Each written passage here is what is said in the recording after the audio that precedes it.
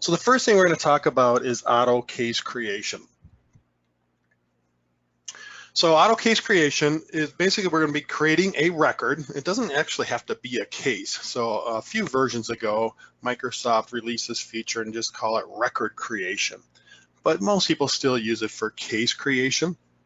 But again, you can create other types of records. I would say probably the second most common use would be creating like a lead record from an email or something like that. But you can technically create any kind of record you want inside of Dynamics using this feature. But today we'll kind of use it in the context of auto case creation. So the number one type of record, so the number one scenario is an email is going to be sent. So let's just say you have an email address, customer support at yourcompany.com, and somebody sends an email to that email address. What's going to basically happen is Dynamics is going to capture that email and then follow this rule that we're going to show you or set up and create, in this case, a case record.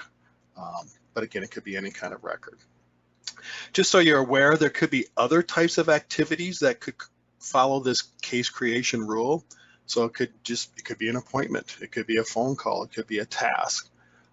There's such a thing as a social activity. So if you have the social features installed into your Dynamics and somebody were to post something about Twitter, well, Dynamics could capture that and create what's called a social activity record. And that social activity record could trigger the automatic case creation. A little bit later, we're going to talk about customer service portals, but if one of your customers were to put a portal comment into your customer service portal, again, that could create a record or a case record inside of your Dynamics. So really, you can kind of use your imagination for different scenarios, but again, the number one use of this, I would say, in probably 90% of the cases is email. So somebody sends an email in like I described, and we're going to create a case from that. So the requirements to get this set up and working, and you kind of see them listed here, but first of all, you need to be set up on server-side sync or the email router. So basically there needs to be a means of Dynamics capturing these emails. Okay, so we set those up and I'll show you that in just a second here for incoming email. So obviously you would need an email address for that. So again, in my example, it was customer support at yourcompany.com. So you need an email address set up in your environment to basically have people email that to. You then can set up what's called a Dynamics 365 queue for that email address. So that email address does not need to be a user in your Dynamics. It can be, but it doesn't have to be. So the most common scenario that we would probably set up is we're going to put that email address into what's called a queue. So the queue will kind of be the home of that email address. Technically, that's optional, and I'll talk about that in a little bit. But again, most of the time when we set these up, we are setting up a queue that these emails are going to come into, and that queue is tied to that email address. So when you create a queue or any user in CRM, so a user or a queue, you will then have what's called a mailbox in Dynamics. And that mailbox then is set up to say, well, how are we going to do incoming email? How are we going to do outgoing email? Are we going to synchronize contacts and appointments for that mailbox? There's just some questions like that, but that mailbox needs to be tested and enabled. Then once we have that set up, so that's kind of the foundation for the emails to come into Dynamics, we will then set up that automatic record creation and update rule. And inside of that, you'll see there's a thing called a record creation and update rule item or items. You'll see that as well. And that's actually where the rules technically live. So this is just a print screen. I just have this in here for the when you get the slide deck after this webinar. But I'm actually going to show you this setup here in one of my environments. So where this lives, first of all, the mailbox area is going to live under email configuration. Okay, so when we go to email configuration, mailboxes, you will have a mailbox in here for the queue that you set up. So you will have to set up a queue, and that's also done under service. The queue is really simple. You're just going to give it a queue name, and you're going to give it the email address that you have. Again, customer support at yourcompany.com. Once that queue is created and saved, there'll be a mailbox in here for that queue. And it would look something like this. Now this is my mailbox in our Stoneridge CRM environment, but I just wanted to show you a mailbox. If I open that up, of course my mailbox has already been tested and enabled. But when you're in this screen here, what you're basically going to do is click this approve email button, and this is all outlined in the slide deck. So if you need a reminder about this, that's where you'll see that. So you just click the approve email, and then you're going to hit this test and enable mailbox. Now that an email will go out to that email address. So again, at yourcompany.com, just to let them know that the mailbox was enabled. No big deal, that email can just be deleted. But once that mailbox is enabled, then we can actually set up the rule. Okay, so let's do that. So let's go back to service management. So under settings, service management. This technically needs to be done in the classic interface. So some of you might be familiar with the unified interface.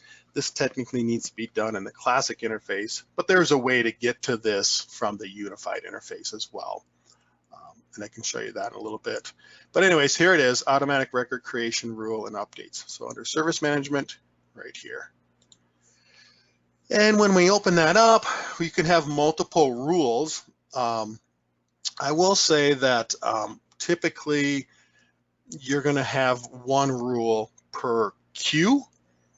Okay, so you might have a queue set up for different things. Like maybe if you have different product lines, you might have product A support at yourcompany.com. You might have a separate email address called product B support at yourcompany.com. Well, that's two different email addresses, and thus it would probably be two different queues.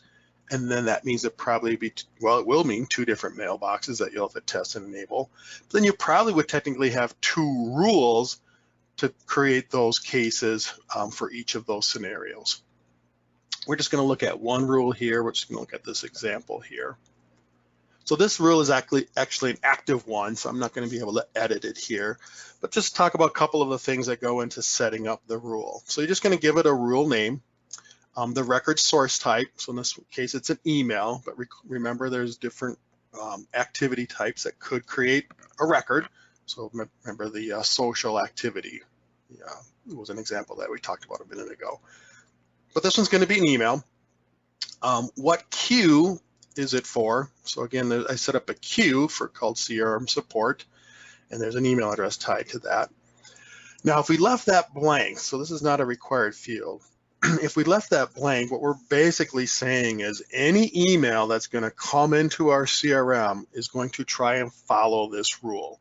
So that would be a very broad brush, right? So it probably is recommended, I definitely would recommend that we do a queue for this, but technically the queue is optional. If you want to do this whole broad brush thing, you have an email.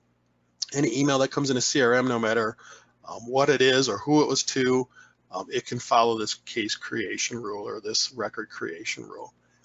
But I probably don't want to do that, right? I want this to be very specific to a very specific email address, and that's why I created a queue for that specific email address. I'm going to skip the channel properties here, but basically you can write code or JScript code to do something else when these emails come in, but that's certainly not required, and we're not doing any of that here. Down here, the conditions for the record creation. Let's just talk about these because sometimes there's confusion on these. So the first one here says create records for emails from unknown senders. So if somebody emails your customer support at yourcompany.com, do they need to be known? So it's going to be from an email address. What's going to happen is that email is going to come into CRM, and CRM is going to do a couple of diagnostics to say, do I recognize that email address it's coming from? Is that a contact or is that a lead in our system? And if I don't recognize them, should I still go ahead and create this case record? So in this example, we have it checked. So even if some unknown person emails our support at stoneridge.com or CRM support at stoneridge.com, it is still going to create a case. What it's also going to do is create a contact record for that unknown person. So you will get, new contact records created if this is checked. If you leave that unchecked, you're basically saying, no, only create a case if I recognize who that email is from. So that person would already have to be a contact or a lead or an account in your system that has an email address tied to it. So in this case, no matter who emails, crmsupport@stoneridgesoftware.com, we're going to go ahead and create a case. Create a case if a valid entitlement exists for the customer. So we have that unchecked, meaning if there is not an entitlement to that person's account record in CRM, go ahead and create the case anyway. So, but you might, in your organization, you might say, no, there needs to be a valid entitlement in order for us to create the case. Then you would check that, okay? Create cases for activities associated with resolve cases. This one's my favorite one here. So in Dynamics, an email might come in, it'll create a case, and then we resolve the case, but we might have a workflow when we resolve the case that sends an automated email back to the customer saying, hey, your case was resolved. And then let's just say, for example, that customer then replies to that email. And then so a new email is going to come into CRM as a reply to that email that we sent out. Well, that reply is for an email that was already marked or tracked or regarded against a resolved case. So should we be creating another case when that email comes in? And the answer is probably going to be no.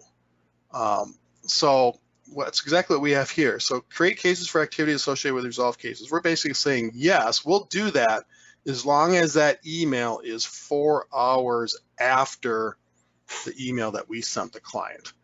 That's not a big window.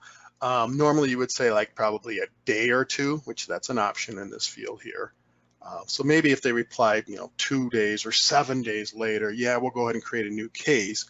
Otherwise, we'll just let that email come into CRM and not create a new case. And then you can also have an option here to automatically send a response. So again, an email comes into Dynamics, a case gets created. If we check this, it'll automatically respond to the customer saying, hey, we received your email and here's your case number. Okay, now if you do that, you have to set up what's called an email template. So if I check this box here, it'll ask me for what email template do I want to use. And that email template will have the wording inside of the body of the email. So that's what that's all about. All right, so that's kind of the shell of a case creation rule or a record creation rule. Then what you're going to need to do is create these record creation and update details. And you can see I have 4 of them created here. Only one of these 4 will ever be used. I should take that back. Per email, one of these 4 will be used. Okay, so what it's going to do is go down and say, hey, do I meet the criteria of this one?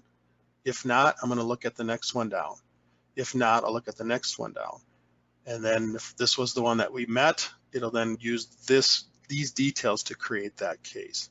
So the order of these 4 rules is important. And when you're setting it up, you'll actually will see 2 arrow buttons. I'm kind of pointing to where they would be, but because this is an active rule, I cannot update that. But you would see up and down arrows right here to get these rules in the correct order. Because again, if this is the first one that it meets, it's going to follow that rule. So let's look at that real quick. Let's look at this first one here. So this is actually the rule that will say, hey, I'm going to create a case. This is how I want that case to look. All right, so we gave this particular rule a name. It's called CRM HP existing contacts. We put some conditions in here. So what we're really checking is some things on the email. So we're basically saying is if that email record that comes in a CRM, there's a field on the email record that says priority. If that field is set to high and the sender's account, so that's a variable, so the email will actually look and say, hey, who's it from?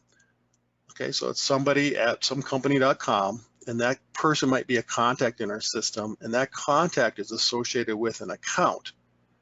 And that's basically all we're saying here. If that contact is associated with account, meaning that contact's account contains data, then do this rule. Now we could be looking at something on that person's account, such as there might be a field on that account like service level agreement. Are they a gold service customer or a silver service customer or what have you? We might then follow this rule. Okay, so we can set up any kind of condition up here to basically say, all right, if you meet this condition, we are going to create a record, in this example, a case record, and then we're going to build that right here. So we're creating a case. Again, you can create other types of records. And then you're going to click View Properties. Now, if you've ever set up like a workflow where you're updating or creating a record, it's exactly like that. So this is a case form, and you can see we're filling in information on the case form. Okay, so we're filling in the subject and who the customer is. Well, it's the sender's account from the email, because this first rule is saying, hey, if they're a known account, I want this customer to be that account. If for some reason, like it was an unknown person that sent that in there, sent the email in, then they would be following a different rule. And then probably the customer would be that contact record that got created. So you can set any variable on the case form itself. And so pretty simple. Again, if you've ever done a workflow, this is exactly the same. And then the last thing you can do is specify other action. And really what that means is if you did create a workflow, so we're going to create this case, you could then trigger another workflow to run. Okay, so you'd have to set up a workflow to do this, and we don't have time to go through that, but it does have to be a child workflow. But basically it's going to create a case and then launch this case child workflow and do something. Now this example here is we're probably going to route the case to somebody. So we might route that to a CRM support queue, or we might assign that to that case to a very specific person based on some rule. So you can get pretty creative with that, but that's not required. You don't have to run a workflow after it. You can just create the case and be done with it. So that's how they're set up. Then you're activating this. Okay, so you would then activate this rule. If I go back to service management here and we just go back to the view of the rules that we have, you can see some of them are in draft mode and some of them are inactive. So once they're active, then they should be working. And of course, you'd want to test this all out.